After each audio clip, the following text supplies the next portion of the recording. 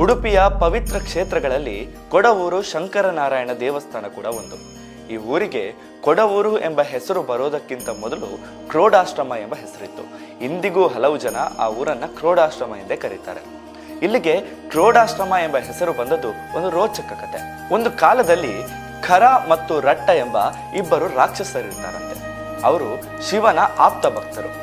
ಅವರಿಬ್ಬರು ಶಿವನನ್ನ ಧ್ಯಾನಿಸಿ ತಮಗೆ ಶಂಕರ ಮತ್ತು ನಾರಾಯಣರು ಒಟ್ಟಾದರೆ ಮಾತ್ರ ಮರಣ ಬರಬೇಕು ಎಂಬ ವರವನ್ನ ಪಡೆದಿರ್ತಾರೆ. ಅವರಿಗೆ ಶಂಕರ ಮತ್ತು ನಾರಾಯಣರು ಬದ್ಧ ವೈರಿಗಳು, ಅವರು ಯಾವತ್ತೂ ಒಂದಾಗಲು ಸಾಧ್ಯವೇ ಇಲ್ಲ ಎಂಬ ತಪ್ಪು ಕಲ್ಪನೆ ಇತ್ತು. ಆ ಕಾರಣದಿಂದಲೇ ಶಿವನಿಂದ ಈ ವರವನ್ನ ಪಡೆದಿದ್ದರು. ವರವನ್ನ ಪಡೆಯೋ ತನಕ ಮಾತ್ರ ಶಿವನ ಭಕ್ತರಾಗಿದ್ದ ಈ ಖರ ಮತ್ತು ರಟ್ಟರು ಮುಂದಿನ ದಿನಗಳಲ್ಲಿ ಜನರನ್ನ ಪೀಡಿಸೋದಕ್ಕೆ ಶುರು ಮಾಡ್ತಾರೆ.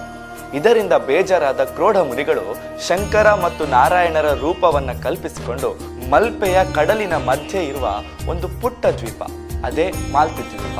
ಈ ಹಿಂದೆ ಈ ದ್ವೀಪದ ಬಗ್ಗೆ ಒಂದು ವಿಡಿಯೋವನ್ನು ಮಾಡಿದ್ದೆ.